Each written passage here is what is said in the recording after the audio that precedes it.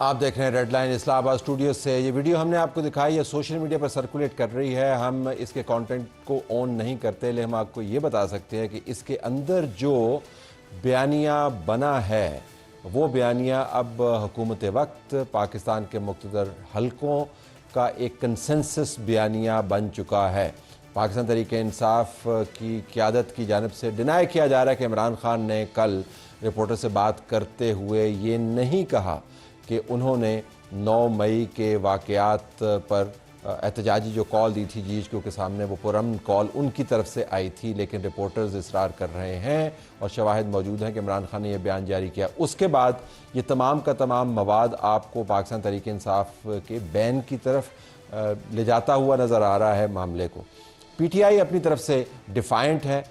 उसने आज भी एहतजाजी एक अमल किया, भूख हड़ताल की, इमरान खान की रिहाई के लिए, बुशरा की रिहाई के लिए उन्होंने अलामती भूख हड़ताल की और कैंप लगाया।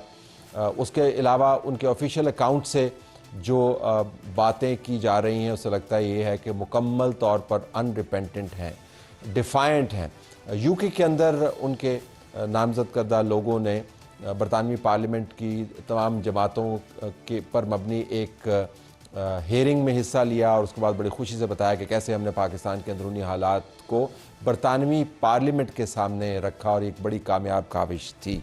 हम इस प्रोग्राम में पाकिस्तान पीपल्स पार्टी के नायब सदर सेनेटर शहरी रहमान से बात करेंगे। उनका रोल बड़ा क्रूशल है। नून लीग की तरफ से तो कह दिया गया कि इस जमात के ऊपर बैन लगना चाहिए। मरीम नवाज़ ने भी ये बात कर दी। नून लीग के जो ऑफिशियल स्पोक्स पर्सन हैं उनकी तरफ से ट्वीट्स भी जारी हो गए। लेकिन पीपल्स पार्टी क्या सोच रही है? कल काबीना का एक अहम इजलास होगा, उसके अंदर जो फैसला होगा उसके ऊपर पीपल्स पार्टी का मौक़िफ़ क्या हो सकता है, ये सोच की अक्कासी होगी सेनेटर शहरी रहमान के इंटरव्यू में। हम ये भी देखेंगे कि अलामती भूख हड़ताल के कैंप में क्या बात हुई। हमें वहाँ से टिक्का खान सानी ज्वाइन कर रहे हैं, नुमाइंदा समा TV। टिक्का खान, आपका बहुत शुक्रिया। टिक्का खान से बात करने से पहले हम आपको बताएं कि इसी प्रोग्राम में हम बिजली के मामले पर भी आपको एक पर्सपेक्टिव लेके देंगे। हमारे पास कामरान अरशद साहब होंगे, चेयरमैन एप्टमा, और एप्टमा की जानिब से IPPs से मुआहदे मनसूख करने का मुतालबा किया गया है। उनका मानना ये है कि इन IPPs को 2 ट्रिलियन से ज़्यादा पैसे एक साल में देकर आपने मुल्क की मईशत का भट्टा बिठा दिया और मुसलसल पैसे दे रहे हैं, और जो आपको महंगी बिजली मिल रही है उसकी बुनियादी जिम्मेदारी ये मुआहदे हैं। तो क्या ये मुमकिन होगा या नहीं, लेकिन ये बात की बात है। पहले टिक्का खान सानी से बात करते हैं। टिक्का खान, आप जहाँ पर मौजूद हैं, यहाँ पर कुछ देर पहले एक अलामती भूख हड़ताल हुई, उसके अंदर PTI की क़यादत ने शिरकत की, फिर प्रेस टॉक हुई। तो ज़रा इस वक्त के हालात बताइएगा और ये भी बताइएगा कि उस प्रेस टॉक से आपको क्या पता चला कि PTI अलामती भूख हड़ताल से क्या करना चाह रही? हाँ जी बिल्कुल, जो टोकन हंगर स्ट्राइक थी पार्लियामेंटेरियंस की, PTI के सुन्नी इतिहाद कौंसल, इसके साथ साथ मजलिस वाहिदत मुस्लिमीन, इनकी अभी वो तो ख़त्म हो गई है। बाज़ाब्ता ऐलान भी किया गया है उमर अयूब की तरफ से कि ये हंगर स्ट्राइक जो है ये कल भी जारी रहेगी। 3 बजे बुलाया गया है तमाम अरकान पार्लियामेंट को, इत्तेहादियों को, और 7 बजे का टाइम दिया गया है कि 3 से 7 यानी 4 घंटे अलामती हड़ताल की जाएगी और आइंदा दिनों में भी इसको जारी रखा जाएगा। बुनियादी तौर पर अगर मुतालिबात की बात करें तो कई लंबी लिस्ट है, हर कोई अपना अपना मुतालबा लिए यहाँ दोहरा रहा था, लेकिन प्रेस कॉन्फ्रेंस में भी और वैसे भी जो मेरी तमाम अरकान से बात हुई, बैरिस्टर गोहर से, उमर अयूब से और जरताज गुल जो मैट्रिक करते हैं, असद कैसर, इन तमाम से, तो सबका कहना था कि बुनियादी तौर पर हम बानी PTI की रिहाई के हवाले से जो उनका आइडिया था कि मैं हंगर स्ट्राइक करूंगा, और उससे पहले का माहौल जो है वो हम बना रहे हैं। पहले हम शुरू कर रहे हैं, उसके बाद हम आहिस्ता आहिस्ता इसको रोज़ाना की बुनियाद पर टोकन हंगर स्ट्राइक से फिर हम रेगुलर एक सारे दिन की हंगर स्ट्राइक करेंगे, और उसके बाद फिर इसको पूरे मुल्क में इसका दायरा कार बढ़ाया जाएगा। मुतालबात ये हैं कि बानी PTI की रिहाई, उन पर जो सख्तियाँ की जा रही हैं जेल में, उसकी उस हवाले से भी उस पर नरमी और उनकी अहलिया जो है उनकी रिहाई, इसके साथ साथ शाह महमूद कुरैशी, इजाज़ चौधरी समेत बाकी जो उमर चीमा और बाकी लोग जो हैं सीरान, उनकी रिहाई। इसके साथ साथ ये भी मुतालबा है कि जो महंगाई है ख़ास तौर पे बजट में, इसके साथ साथ जो टैक्सेस लगाए गए उनकी वापसी, अच्छा, जरा अगर मैं आपसे टिक्का पूछ पाऊँ, एक जो है वो आपको ज़िमनी सवाल लगेगा, क्योंकि व्यूअर्स के लिए भी ये बड़ा फैसिनेटिंग होगा जानना, ये अलामती भूख हड़ताल क्या होती है? मतलब 3 घंटे की भूख हड़ताल कौन सी होती है? ऐसी ही आप कहें कि हमने अलामती रोज़ा रखा हुआ है, तो अलामती भूख हड़ताल क्या होती है कि उन 3 घंटों में आपने पानी नहीं पिया, उन 3 घंटों में आपने चाय और बिस्किट नहीं, लेकिन उसके बाद आप खा पी लेंगे, तो अलामती भूख हड़ताल क्या होती है? बिल्कुल उनका मकसद तो यही था कि हम सारे इकट्ठे हों, इकट्ठे बैठ के भूख हड़ताल का नाम लेके बाकायदा एहतजाज रिकॉर्ड कराएं, तमाम मीडिया को हमारा एहतजाज पहुंचे। और ख़ास तौर पे जो इन दिनों उन्होंने अभी आखिरी बात जो की कि हमारे खिलाफ जो क्रैकडाउन हो रहा है, उस हवाले से भी हम इकट्ठे हुए हैं और महंगाई के हवाले से भी इकट्ठे हुए हैं, और कल भी इसी क्रैकडाउन के खिलाफ इकट्ठे होंगे। रऊफ हसन की गिरफ्तारी और उसके बाद पीटीआई अरकान की गिरफ्तारी के अगले ही रोज़ रात गए, सब ढूंढते रहे किस थाने में रखा गया है, क्या जो लोग गिरफ्तार हुए थे खवातीन। उसके बाद रात को ये फैसला हुआ है कि आज से ही टोकन स्ट्राइक जो है वो शुरू की जाए। टोकन स्ट्राइक यकीनन एक एहतजाज की ही तर्ज है जो पार्लियामेंट के अंदर बैठ के स्पीकर को अच्छा, अब ये बताइएगा कि किया गया, इजाजत हमें आज ये भी पीटीआई की तरफ से भी बताया गया कि जुमे को पुरअमन एहतजाज होगा। असद कैसर साहब की मैं बातचीत सुन रहा था, उसका क्या प्लान है? क्योंकि हमने पुरअमन एहतजाज की एक किस्त तो 9 मई को देखी है और इमरान खान का पुरअमन एहतजाज जीएचक्यू के सामने 9 मई पर मुंतज हुआ, फिर उसके बाद जो हालात बने वो आपके सामने हैं। ये किस किस्म का पुरअमन एहतजाज करना चाह रहे हैं, इसके बारे में क्या मालूमात है? बहुत अच्छा सवाल है ये। इस हवाले से मैं यकीनन इनसे सबसे बात हुई। ये जो एहतजाज है ये ग्रैंड अपोजिशन अलाइंस का जो तहरीक तहफ़्फ़ुज़ पाकिस्तान है उसके प्लेटफॉर्म तले ये एहतजाज किया जा रहा है, जिसका तहरीक इंसाफ एक हिस्सा है। और यकीनन उसमें महमूद खान अचकज़ई और इसके साथ साथ दीगर क़यादत को एतमाद में लेके ऐलान किया गया। इस्लामाबाद समेत पूरे पाकिस्तान में जो भी उम्मीदवार हैं तहरीक इंसाफ के, जो इलेक्शन लड़े थे, इसके साथ साथ जो अरकान हैं वो अपने अपने हलकों में भी एहतजाज रिकॉर्ड करवाएंगे। इसके साथ साथ यहाँ भी एहतजाज की कॉल दी जाएगी। खैबर पख्तूनख्वा में एहतजाज होगा, चारों सूबों में एहतजाज की कॉल है, कराची में एहतजाज का प्लान है। इसके साथ साथ कोयटा में अपनी हद तक जो अरकान हैं वो एहतजाज करेंगे। कराची में 9 MPs को टास्क दिया गया है, लाहौर में भी टास्क दिया गया है। तो यूँ पूरे पाकिस्तान में एहतजाज रिकॉर्ड करना चाहते हैं। तहरीक तहफ़्फ़ुज़ आईन पाकिस्तान सुप्रीम कोर्ट के फैसले पर इम्प्लीमेंटेशन के हवाले से दबाव बढ़ाना, इसके साथ साथ जो अरकान चूँकि एन उस दिन 15 दिन पूरे हो जाएंगे जो कि सुप्रीम कोर्ट की तरफ से डेडलाइन दी गई थी तहरीक इंसाफ के अरकान को कि वो जिस मर्जी पार्टी में आज़ादाना तौर पर शामिल हो सकते हैं। तो उसके बाद फिर अरकान जो है उन्होंने अगरचे हल्फनामे जो है वो तो जमा करवाए हैं तहरीक इंसाफ के साथ, लेकिन अभी MPs की MNA जो लाहौर के हैं, पंजाब के हैं, खैबर पख्तूनख्वा उनके हल्फनामे आने अभी बाकी हैं। I have to leave it there. आपका बहुत शुक्रिया, आपने हमें मालूमात फराहम की। अब हम मेन सेगमेंट की तरफ चलते हैं। सेनेटर शहरी रहमान साहबा हमारे साथ मौजूद हैं, नायब सदर Pakistan Peoples Party. Pakistan Peoples Party की जानिब से शहरी रहमान साहबा की तरफ से पार्टी के बिहाफ के ऊपर आज इन्हीं मामलात के ऊपर कुछ बयान जारी किए गए हैं। उस हवाले से हम इनसे जानना चाहेंगे कि इनकी पार्टी का मौक़िफ़ क्या है। शहरी साहबा, मैं आपकी स्टेटमेंट्स देख रहा था, let's go one by one on this statement. जब इमरान खान का ये इंटरव्यू चला, मुख्तलिफ रिपोर्टर्स ने रिपोर्ट की कल कोर्ट की प्रोसीडिंग्स के बारे में, तो उसमें उन्होंने कहा कि मैंने GHQ के सामने पुरअमन जो एहतजाज है उसकी कॉल दी थी। आपने इसके ऊपर कहा कि इमरान खान ने बिल आखिर ये भी मान लिया कि GHQ के सामने एहतजाज की कॉल उन्होंने दी थी। तो जब आप जैसे सीजन पॉलिटिशियन ये सुनती हैं कि इमरान खान ये बात कह रहा है, तो आप उससे नतीजा क्या अखज़ करते हैं? नंबर 1, क्या वो अपने आइनी हक को इस्तेमाल कर रहा है, या नंबर 2, उसके साथ जो हंगामा हुआ उस कॉल के नतीजे में उसके ज़िम्मेदार भी इमरान खान है? शुक्रिया तलत साहब। पहले तो मैं समझती हूँ इनके मंतक की कोई सोच हो तो हमें समझ आए, लेकिन जितनी भी पिछले सालों में देखा है इनका रवैया, इनकी गुफ्तगू, तो 2 बातें थी। पहले तो ये इन्होंने जो कहा है कि मैंने कॉल दी थी और GHQ के सामने प्रोटेस्ट करने की। अब आप मुझे बताएं क्या जवाब इनका बन रहा था कि GHQ के सामने जाके प्रोटेस्ट करें? इनके सारे ताने बाने उन्हीं से मिलते रहे, वहीं से आए हैं, और खुद इन्होंने बार बार कहा है कि मेरा इससे ताल्लुक नहीं। अब तो आप इसको बिलीव करें या उस बात में यकीन करें जो अब कल की गई है। दूसरी बात तलत साहब, मैं समझती हूँ इन्होंने अपने मुल्क की जड़ों पे कुल्हाड़ी मारते मारते इन्होंने अपने पैर काट लिए हैं। ये कह कर के मैंने ये एहतजाज की कॉल की। और फिर आप अगर आगे सुने तो मैंने तो सुना, शायद आगे पीछे आपने नहीं सुना, कि उन्होंने कहा कि सीसीटीवी भी देखा जाए कब वहां क्या हो रहा है। तो वो तो अपने साथियों को आगे धकेल रहे हैं, ठीक है, इसमें।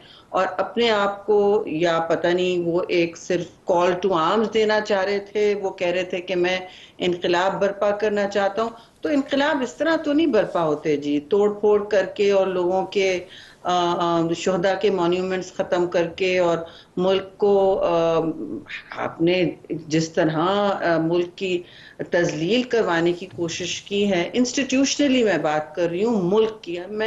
मैं सिर्फ जीएचयू की नहीं बात कर रही, मैं कह रही हूँ कि आप आईएमएफ के जब खत लिखते हैं तब भी मैंने कहा था। आपने एक तरफ कहा कि जी ये साइफर है, साइफर की वजह से अमेरिका साबित हो गया कि अमेरिका में निकालना चाह रहा है। उसी वक्त उन्होंने जाके लॉबियस्ट रखे, एक या तो दो। मैंने उस वक्त सेनेट में भी उनके पूरी तफसील दी थी।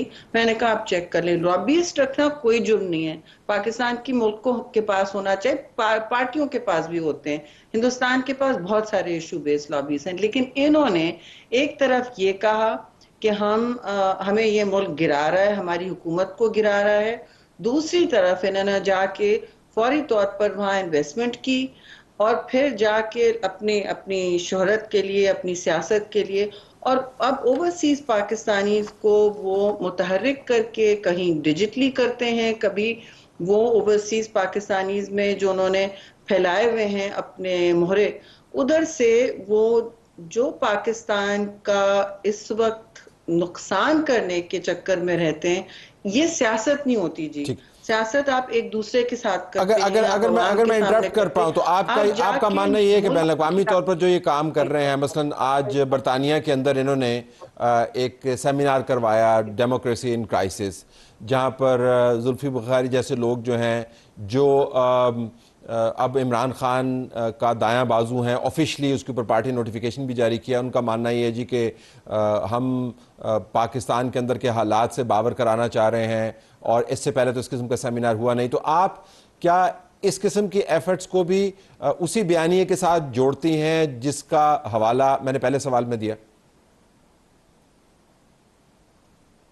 जी देखिए, मैंने तो नहीं देखा वो कौन सा सेमिनार किया है इन्होंने।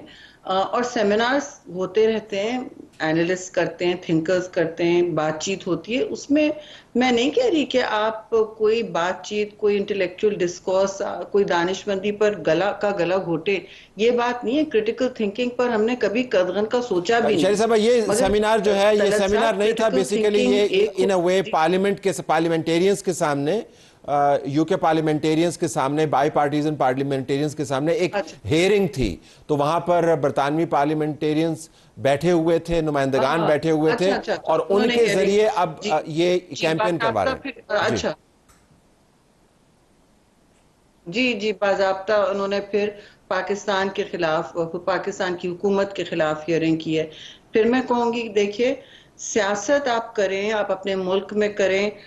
मुझे याद है इनके इनके ही दौर में हमें इनसे सख्त इख्तिलाफ था। ये जाके वहां खड़े होते थे कि मैं बर्फ की सिलों पर रखूंगा, एसी भी चलने नहीं दूंगा, ये सारी बातें करते थे। मैं सारे चोर हैं, आधा पाकिस्तान चोर डाकू, ये जाके एज प्राइम मिनिस्टर कहते थे। हम फिर भी बाहर कहते थे नहीं, जो भी है हमने नहीं इलेक्ट किया होगा, लेकिन ये पाकिस्तान के वजीर आजम है, और हमें मुल्क और झंडे का, उसके वकार का एहतराम करना है। तो हम एक बच कुछ के बात कर लेते थे कि जी स्ट्रक्चरल बातें करें, इस तरह की बात।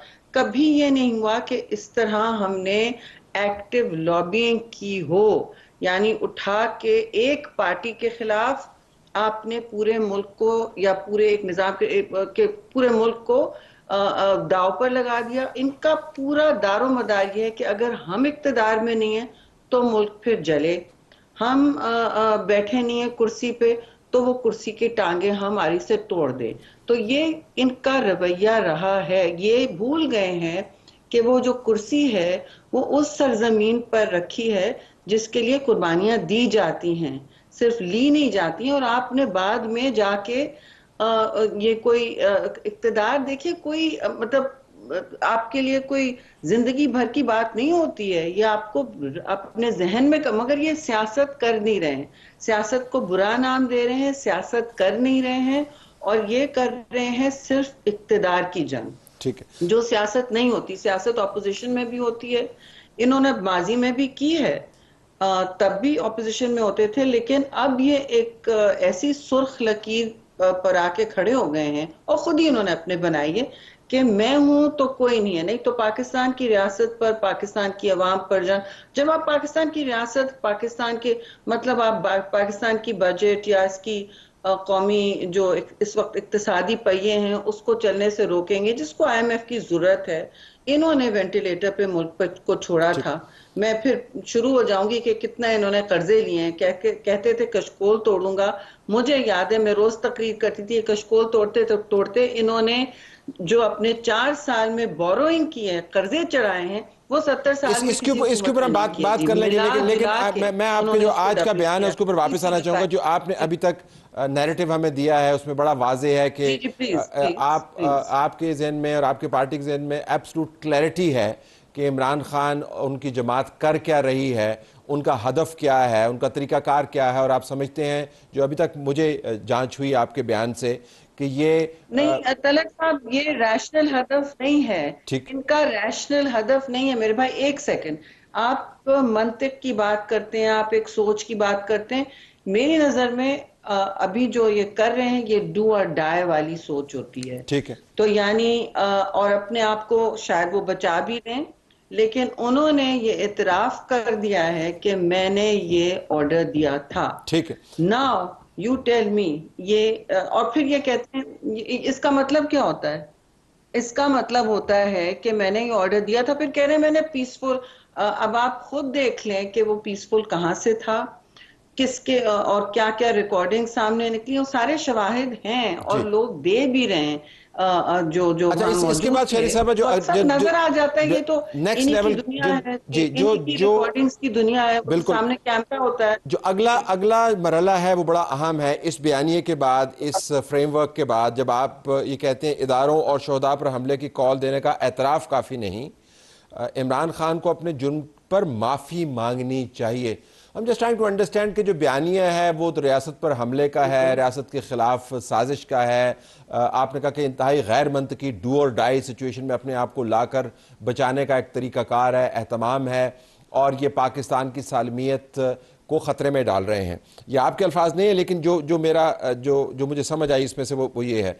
तो क्या व्हेन यू से कि माफ़ी मांगनी चाहिए, व्हाट डज इट मीन? लगाने चाहते हैं ना जी, जब आप कहते हैं माफी, तो व्हाट डज इट जो मीन? वो दीवार से लगाना चाहते हैं ना इस वक्त।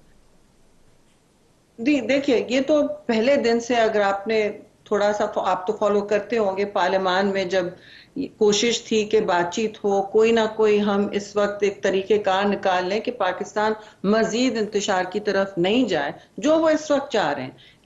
इनकी सोच है कि वो इंतशार की तरफ जाए। तो उस वक्त चेयरमैन बिलावल ने कहा था ये कौम से माफी मांगे इलेक्शन के बाद। तो अब ये ऐसे अपनी जेल से जो इंटरव्यूज दे रहे हैं, आप मुझे बताएं कि इनको जेल से इतने सारे इंटरव्यूज देने की, कहते हैं मैं टेररिस्ट सेल में हूँ। उन्होंने अल्लाह के फजल से कभी टेररिस्ट सेल देखा नहीं है, ना इस तरह के सेल देखे मत जेल में जहां जदाई साहब की को रखा जाता था, जहां जबानें कटती थी और दीगर, मतलब 14 साल से। और फिर आप बताएं कि इन्होंने जिस हालत में दूसरों को रखने का कहा था उससे तो बिल्कुल बरक्स रह रहे हैं। 500 से ज्यादा तो इनकी मुलाकातें हो चुकी हैं, ये अपनी पार्टी से वहां मिलते हैं, जो किसी को अलाउ नहीं है। ये जो जेल के कवानीन होते हैं उसके जाब्तों से तो बहुत आगे जाके इनको सहूलतें मिल रही हैं। और ये फिर कहते हैं कि और कौन दे सकता है इंटरव्यूज जेलों से, मतलब मुस्तकिल ये जेलों से इंटरव्यू दे रहे हैं, मुस्तकिल ये कौम और मुल्क को दुनिया से खिताब कर रहे हैं, मुस्तकिल ये पार्टी से मुलाकातें कर रहे हैं। लॉयर्स तो एक तरफ, हमारे लीडरान को तो मिलने के लिए तो हम तो लाइन में खड़े होते थे कि जी हफ्ते में एक दफा 2 बंदे अंदर या 1 बंदा अंदर जाएगा, वो भी मुश्किल से, और दिन मुकर्रर होता था, और कभी जेलर की मर्जी है कभी नहीं है। तो इनके साथ ये सब क्या हो रहा है? और ये बात, सॉरी मैं ये फिर कहूंगी कि इनकी सोच अभी तक नहीं बदली। वो सोच ये है अल्लाह वक्त का मतलब मौका देता है, मुताला करें। अपने इंसान गलतियों का पुतला होता है, किसी से भी गलती हो सकती है, और फिर लोग मतलब आप माफी मांगे। एक माफी जो है हमारे, ये नहीं मैं कह रही कि इनको अब अदालत का मतलब नहीं है कि माफी मांगे, ये तो क्योंकि नैरेटिव इनका रहा है कि माय वे और द हाईवे, मैं हूं नहीं तो मुल्क है, मैं हम नहीं है तो मुल्क नहीं है। इनके बल्कि शायद एक वकील ने शाम को कहा भी है आज कि नहीं नहीं इन्होंने ऐसा नहीं कहा, उनको ये मतलब नहीं था कि उन्होंने ऑर्डर दिया। शायद उनको भी ये बात समझ नहीं आई होगी और उन्होंने उसको अब डैमेज कंट्रोल करने की कोशिश की है। और आगे जाके इसके मैं समझती हूँ दूररस असरात होंगे, क्योंकि इन्होंने इस वक्त अब अपनी जात की वजह से पूरे मुल्क को और अपना एक बयानिया बनाकर, अपना एक विक्टिम नैरेटिव कार्ड खेलकर ये बना दिया है कि जी हम खड़े हैं। और इसमें अफसोस से मैं कहूँगी मुल्क की जो नौजवान नस्ल है उनको गुमराह किया है, उनकी जहन साजी की है, उनको इस नहज तक लाए हैं कि जी मैं हूं तो सब कुछ है। वो एक जो पाइट पाइपर होता था ना हमारी बचपन की कहानियों में, वो बीन बजाते बजाते सारे बच्चों को ले गया और फिर वो लेकिन शेर साहब, उनको वो एक पाइप पाइपर क्लिफ जो के था, ऊपर जो ले गया, इश्तिहारों वाला यानी था, सब घाव में गिर गए। वो बच्चों को बिस्किट खिलाता होता था, वो बच्चों को जीएचक्यू की तरफ या रेडियो पाकिस्तान की तरफ या नहीं इधर नहीं नहीं वो भेजता। गलत, असल स्टोरी तलत साहब बिस्किट वाली नहीं है। बिस्किट खिलाते खिलाते वो उनको घाव में ले गया। असल स्टोरी की फाउंडेशंस हाँ, मैं बहुत ही खतरनाक है। बिल्कुल। अच्छा, लेट तो मी जस्ट टेक अ इनका क्विक ब्रेक है, अजीब व गरीब कोई मुल्क क्विक रहता ब्रेक है। है, और उसके जी बाद मैं वो आपके सामने दो इस तीन तरह। बड़े बड़े सवाल रखूंगा आपकी जी पार्टी की पॉलिसी के हवाले से, जिनका ताल्लुक है इमरान खान की जी जमात के ऊपर जी जी बैन लगाने का है, सहूलियात का आपने जिक्र किया, और फिर ये भी कि जजेस की तरफ से मुसलसल एक ऐसा मवाफिक माहौल बनाया जा रहा है। आपकी पार्टी जो है वो रिव्यू पिटिशन के अंदर भी चली गई है, जो 8 जज साहबान का फैसला था, उस पर भी बात करेंगे आफ्टर शॉर्ट ब्रेक।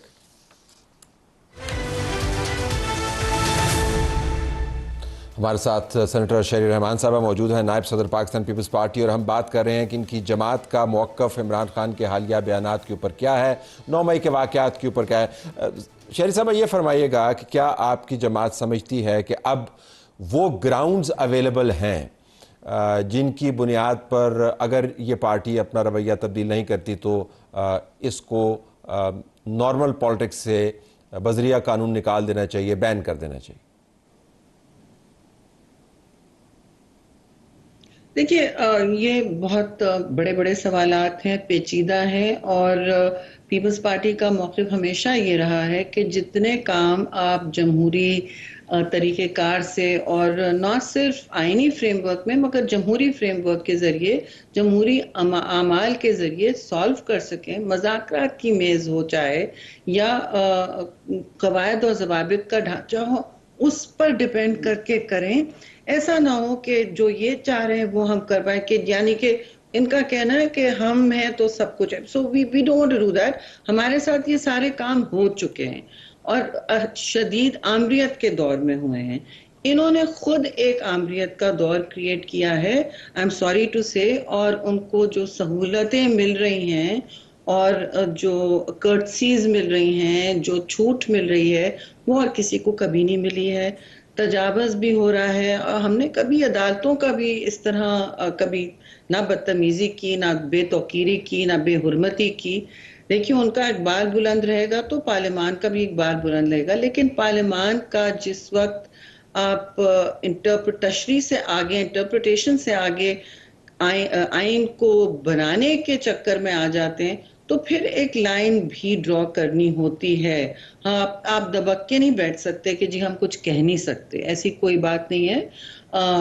तरीके से और इज्जत से हर काम हो सकता है, अपना मौक़िफ़ भी बयान हो सकता है और एक माहौल भी ऐसा क्रिएट हो सकता है जिसमें एक सियासी राह नजर आए। और एक देखिए इसमें कोई दो राय नहीं है कि मैंने अगर आपको पिटिशन में डाला है, मैं पिटिशनर हूं भी नहीं, लेकिन आपने मुझे बुला के कहा कि बेटा लाडली आ जाओ, तुम्हें मैं सहूलत देता हूं, तुम्हें तो जाहिर है फिर अगर आपको 3 दिन से 15 दिन सहूलत मिलेगी तो आप इंटरप्रिटेशन तो नहीं कर रहे हैं ना आइन की, फिर आप तशरीह नहीं कर रहे हैं, आप फिर इसको आइन साजी में ले जा रहे हैं, जो पार्लियामान का काम है। अब पार्लियामान से आप ये हक नहीं छीन सकते कि इस पर डिस्कशन ना हो, हम उसे रिव्यू पिटिशन भी ना डालें।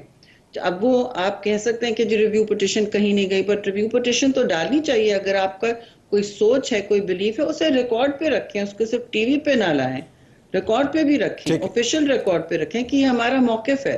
ठीक है। अब वो तो आप ज़ाहिर कोर्ट जब भी रिव्यू पिटीशन को हेयरिंग के लिए फिक्स करेगी, फिलहाल तो लगता ही है कि उसके अंदर भी तामुल है या उसके अंदर तातुल है, वो अब मामला बाद में तय होंगे। तो आप अब ज़रा बताइएगा कि पीटीआई को उनकी मौजूदा क़यादत की पॉलिसियों के पेश नज़र हैंडल करने का जमहूरी तरीका क्या है? देखिए, जमहूरी तरीके तो हमने बहुत इनको पेश भी किए। आपको याद होगा जब इलेक्शन खत्म हुआ, रिजल्ट्स आ गए, तो पीपल्स पार्टी ने तो ये भी कहा कि आप आइए, हमारे दरवाजे खुले। हमने कभी दरवाजे बंद नहीं किए तलत साहब, लेकिन इनके साथ जो तजुर्बा रहा है बड़ा, एटलीस्ट रिसेंट सालों में, बड़ा अफसोसनाक है कि कोई इनसे बात भी करें तो वो सुबह कुछ कहते हैं और शाम तक वो आपकी तजलील कर रहे होते हैं या कोई और कर रहा होता है। तो या एक तो इनके आपस में बहुत धड़े भी बन गए हैं।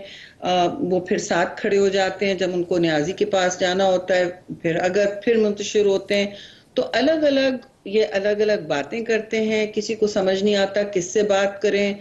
फिर वो ऐसा लगता है कि वो उनकी डोरी खींची जा रही है अदियाला से या कहीं और से। तो कोई मंतिक और जमहूर के तरीकेकार इनके साथ चल नहीं मानी। हमने बहुत टाइम दिया, पीपल्स पार्टी ने तो हमेशा कहा कि देखिए जो भी आप करेंगे वो आपके साथ होगा। ये बात भी इनसे कही हमने कि देखिए इक़्तिदार आनी जानी चीजें हम समझते हैं क्या है, लेकिन आप ये ना समझें कि हम दबक के बैठ जाएंगे आपके नैरेटिव के डर से कि आप पॉपुलिस्ट लीडर हैं, वाह वाह भाई आपने विक्टिम कार्ड प्ले किया, हम भी लिबरल्स जो हैं एम्बैरस हो जाएंगे। ये तो नहीं, अपनी हक की लड़ाई तो लड़नी है। आपने हमारे साथ बहुत तो करें क्या शरीफ साहब, करें क्या? आपके साथ करें, नहीं हो रहा है इनके साथ। करें क्या? जो लिबरल डेमोक्रेसी है वो प्रिज्यूम करती है कि तमाम जमातें रूल्स ऑफ द गेम को अबाइड बाय करेंगी। तो अगर कोई लिबरल डेमोक्रेसी के रूल्स के तहत नहीं चल रहा आपके बयानिए के पेश नज़र, तो लिबरल डेमोक्रेसी के अंदर उसका क्या सोल्यूशन अवेलेबल है? क्योंकि हुकूमत की तरफ से मैं ट्वीट्स देख रहा हूं, मैंने एक वीडियो भी चलाई है और हमारा ख्याल है कि हुकूमत साहब, मेरा नहीं ख्याल है कि मेरे बयानिए या हमारे बयानिए के तहत ये बात है। ये रूल्स जो of the game, liberal democracy के गेम पाकिस्तान में कोई पुख्ता नहीं हुए हैं। ये हम बड़ी लड़ाइयां लड़के सामने तक यहाँ तक आए हैं, बड़ी लड़ाइयां लड़के इतनी स्पेस ली है। इनसे जो एक और मैं समझती हूँ अफसोस से मैं कहूँगी, इनसे जो हमें गिला ये है कि इन्होंने जो सिविलियन डेमोक्रेसी की स्पेस है वो तो बुरी तरह इन्होंने खत्म की। इन्होंने अपने अमाल से और अपने इक़्तिदार में जो वक्त इन्होंने गुजारा है, फिर अब जो इन्होंने हरकतें की। हमारे यहाँ तो इन्होंने कहा कि मेरा ख्याल था हमला होने वाला है, इसलिए मैंने भी हमले की कॉल दे दी। ठीक है, अब पाकिस्तान पीपल्स पार्टी के साथ क्या क्या नहीं हुआ है, मैं तारीख में नहीं जाऊंगी, लेकिन तख्ता-ए-दार पे झूल गए शहीद जुल्फ़िकार अली भुट्टो। लेकिन हमने कभी इस तरह की कॉलें नहीं दी, ना बाद में, ना मतलब तवील अरसा गुजर गया है। मोहतरमा शहीद की शहादत हुई, सब कुछ आपके सामने है। क्या क्या नहीं हुआ? जरदारी साहब को कन्विक्शन नहीं हुआ। इन्होंने बख्तरगंज गाड़ी में टेररिस्ट तो इन्होंने दूसरों का बना के रखा हुआ था, जमहूरी लीडरान को ये उठा के गए थे। अब कहते हैं चार दीवारी, ये सारी बातें कर रहे हैं। ये फरियाद ताजपुर मोहतरमा को किस वक्त किस तरह लेके गए हैं? आधी रात को, चांद रात को, बख्तरबंद गाड़ी में, जैसे वो कोई दहशतगर्द हैं। इसी तरह वो जरदारी साहब को लेके जाते थे। तो दहशतगर्द तो इन्होंने दूसरे अपने सामने सबको, जो उनके राइवल्स थे उनको उन्होंने सबको दहशतगर्द बनाया हुआ था और कहते थे हम इनके साथ इबरतनाक हशर करने वाले हैं, देखिए हम करते क्या हैं। अब दूसरी बात यह है, देखिए कि अब इनसे बात करें तो इनको बात तो तब होती है जब किसी के पास कोई कंसिस्टेंट बात करने को है। और मैं बयानिया वाले लफ्ज से तंग आ गई हूँ जी। बयानिया कुछ नहीं है। बयानिया से जमीन में आप हकायक देखें। हमारे पास, हम कोई please don't make us into a banana republic. I tell them कि आपने आज इजाद कर दिए रूल्स ऑफ द गेम। नहीं, आप रूल्स जो भी हैं, लिस्टें भी सबमिट करने का एक इलेक्शन एक्ट में ठीक। रूल है, वो आपके लिए नहीं इजाद हुआ। मैंने अभी एक बड़ा ग्लिब एडिटोरियल पढ़ा कि ये जो इट वाज ईसीपी ने ये भी फेंक दिया। ओ हो भाई, नहीं फेंका, ये तो सारे दो इलेक्शन एक्ट में मुंजमद हैं ये चीजें, आपको सबको पता थी ये। और ये सब हमने मतलब देखते भालते सारे सबको करना पड़ता है भाग भाग के। पीपल्स पार्टी से भी इलेक्शन सिंबल ले लिया गया था, हमने कुछ ना कुछ किया उसके बारे में। छावनियों पे धरना नहीं बोला, मुल्क में ये नहीं कहा कि अगर हम नहीं है तो और कोई नहीं है। We patiently waited our turn ठीक। कि जी 2018 के इलेक्शन हमें कौन से एक्सेप्टेबल थे। हमने इनको आरओ की हुकूमत कह कह के रोज नहीं पुकारा। वी ट्राई टू ठीक। इंश्योर कि पाकिस्तान किसी नहज पर चले। चलिए इनकी हुकूमतें करने दें इनको, फिर जब निकलेंगे या कोई आईनी तरीका। आइन शिकन तो ये है, ठीक। इन्होंने असेंबलियां तोड़ी हैं, इनकी कोई जवाबदेही कोई कुछ नहीं I have to पूछ रहा leave it there, इनसे। Shahid साहब. I have to इनको leave. मर्सिडीज में लाया जाता है, Unfortunately, जजेस गेट से ले जाया जाता है, कमाल है। I have to leave it there. जी जी। कल काबीना का एक बड़ा अहम इजलास भी है, देखते हैं उसके अंदर क्या फैसले होते हैं। लेकिन आपका बहुत शुक्रिया, आपने अपनी पार्टी का नुक्ता नज़र और अपने अफकार से हमें नवाजा। नाज़रीन, हमारा प्रोग्राम जारी। आइए नाज़रीन, अब बिजली की बात कर लेते हैं। बिजली के करंट जो हैं वो आवाम को ऐसे लग रहे हैं कि जान पर बन गई। अगर आप 50-60 हज़ार 1 लाख की तनख्वाह वाले की तनख्वाह में से सिर्फ बिल के मद में निकाल दें तो आपको अंदाज़ा होगा कि हेल्थ कितनी कॉम्प्रोमाइज़ होती है, तालीम कितनी कॉम्प्रोमाइज़ होती है, घर का निज़ाम किस तरह तहबाला हो जाता है। और अगर आपकी तनख्वाह सिर्फ 50,000 है और 35,000 बिल आया है, जो कि आए हैं मेड्स के, सर्वेंट्स के, ड्राइवर्स के, गार्ड्स के, तो आप अंदाज़ा लगा सकते हैं कि ज़िंदगी किस तरह डिसरप्ट हो सकती है। और करोड़ों की तादाद में ये लोग मौजूद हैं। साथ सितम ज़रीफ़ी ये है कि जिन लोगों की वजह से इन लोगों पर यह अजाब है वो बेहतरीन आसाइशों के साथ अरबपति खरबपति हैं। अरबपति डॉलर टर्म्स में है, खरबपति रुपी टर्म्स में है। एप्टमा ने अब एक स्टैंस लिया है इसके ऊपर कि जी आप IPP से मुआहदा मनसूख करें। हमारे पास कामरान रशीद साहब मौजूद हैं, उनसे हम पूछ लेते हैं कि उनका पॉइंट ऑफ व्यू इसके ऊपर क्या है। पहले तो ये बताइएगा जी कि आप क्यों कह रहे हैं कि IPP से मुआहदे मनसूख करें। जी, बिस्मिल्लाहिर्रहमानिर्रहीम। बहुत बहुत शुक्रिया for having me on your show. हम ये एप्टमा के प्लेटफॉर्म से IPPs के एग्रीमेंट मनसूख करने का मुआहदा जो हमने कल मनसूख करने का जो हमने मुतालबा किया है हुकूमत वक्त से, वो इसलिए किया है कि ये बिजली कम बना रहे हैं एंड कैपेसिटी पेमेंट की मद पे बहुत ज़्यादा पैसे गवर्नमेंट से ले रहे हैं। एंड उसका नतीजा क्या हो रहा है? उसका नतीजा ये हो रहा है कि आवाम पे बिजली का सर्कुलर डेट का बोझ, सनत पे सर्कुलर डेट का बोझ और महंगी तरीन बिजली पूरे ख़त्ते की। हमारी बिजली इस वक्त इंडिया से, बांग्लादेश से, चाइना से, वियतनाम से सबसे ज़्यादा महंगी तरीन बिजली है। तो हम इन हालात में कम्पीट नहीं कर सकते। इस बात की अक्कासी के लिए मैं आपसे मई 2024 की नेपरा टैरिफ डिटर्मिनेशन शेयर करना चाहता हूँ, जो कि 9 रुपये 12 पैसे है, ठीक है जी। और इसी तरह जून 2024 की NEPRA tariff determination fuel cost share करना चाह रहा हूँ, जो कि तकरीबन 9 रुपये 24 पैसे है। तो कहने का पर्पज़ ये है कि ये फिर जो 42-43 रुपये सनत का रेट है या 65 से 70 रुपये घर का रेट है, इसमें ऐसे कौन से चार्जेस हैं QTA, FPA या और छोटे मोटे चार्जेस के अलावा जिससे आवाम को वाकिफ़ होना चाहिए और पता होना चाहिए कि आवाम किस चीज़ की कीमत अदा कर रही है। वो मैं आपको बताता हूँ क्या है। ये कैपेसिटी पेमेंट है, ये कैपेसिटी पेमेंट की शीट है, ये आपको आराम से मिल सकती है कि कितने खरबों रुपया इन IPPs को पे हो रहे हैं। इनके सारे एग्रीमेंट इसलिए मनसूख होने चाहिए and they should go from पे एज यू टेक और capacity payment to only pay as you take. कल मैंने बात की एनर्जी मिनिस्टर से अवैस लगारी साहब से, तो वो कह रहे थे कि इसके बड़े कॉन्सिक्वेंसेस होंगे। आपकी तजावीज़ अपनी जगह पर, लेकिन बैनुल-अक़वामी मुआहदे हैं, सॉवरन गारंटीज़ मौजूद हैं, तो इतना आसान नहीं है। लेकिन आप जिस तरह फरमा रहे हैं उसके मुताबिक ये बहुत आसान है, ये कुछ 60 दिन में हो सकता है। तो ज़रा ये बताइएगा कि जो सॉवरन गारंटीज़ है उनका क्या बनेगा?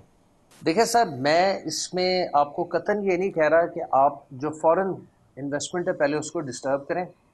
पहले आप इसमें जो लोकल इन्वेस्टर्स हैं, पहले आप उनका फोरेंसिक ऑडिट कराएं। फोरेंसिक ऑडिट करना कौम का, गवर्नमेंट का हक है। इसके पैसे गवर्नमेंट कौम से इकट्ठी करके इन आईपीपीज को पे करती है। लिहाजा गवर्नमेंट को पता होना चाहिए और आवाम को पता होना चाहिए कि क्या जिस चीज़ के पैसे वो इतने महंगे हाई टैरिफ बिल्स में अदा कर रहे हैं, क्या वो जस्टिफाइड है कि नहीं, नंबर वन।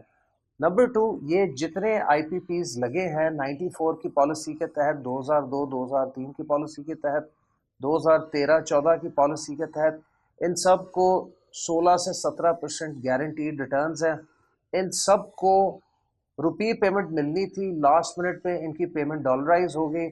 इन सब की हीट रेटिंग चेक नहीं हुई। जो इनको मैन्युफैक्चरर ने हीट रेटिंग दी थी, यानी कि इतने ग्राम से आप 1 यूनिट बिजली बनाएंगे, ये उससे कहीं कम में बनाते हैं एंड क्लेम बहुत ज़्यादा करते हैं। यानी कि इनको तेल बच जाता है, तेल की पेमेंट पूरी ली एंड सरकार से तेल ले लिया, पेमेंट पूरी ली, लेकिन तेल इनको बच गया। वो इनकी मलकियत नहीं है, वो आवाम की मलकियत है, वो सरकार की मलकियत है।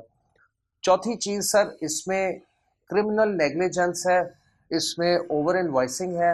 आपने कुछ नहीं करना। मार्च 2020 की एक रिपोर्ट है जिसका नाम मोहम्मद अली कमीशन रिपोर्ट है। आप सिर्फ उसकी इम्प्लीमेंटेशन की तरफ जाएं एंड उसमें पहले जो आपके पुराने आईपीपीज हैं जो इधर लगे हुए हैं, पहले आप उनका ऑडिट करें एंड उस रिपोर्ट को इम्प्लीमेंट करें। उसमें आईएसआई की फाइंडिंग्स हैं, उसमें एफआईए की फाइंडिंग्स हैं।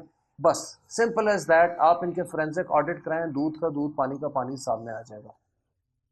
अच्छा, ये बताइएगा कि आपकी सनतें कितनी मुतासर हो रही हैं, और अगर यही ट्रेंड चलता रहा, मुआहदे यूं ही चलते रहे, तो क्या नुकसान होगा, ब्रीफली?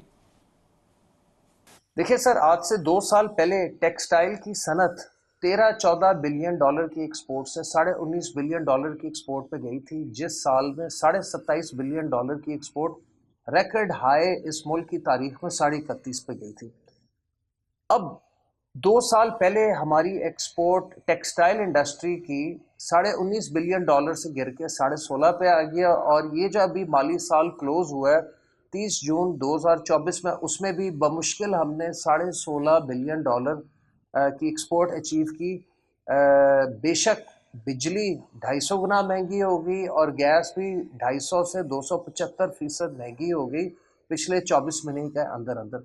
हमारी तरफ से जवाब है, हम इस साल किसी भी तरीके से इस एक ग्लोबली स्लो एनवायरनमेंट में 16.5 बिलियन डॉलर नहीं कर सकते। हम मुकाबला ही नहीं कर पा रहे इंडिया, बांग्लादेश, चाइना के साथ, जहां 6 से 9 सेंट की बिजली है और हमारे यहाँ 15.5 सेंट की बिजली है।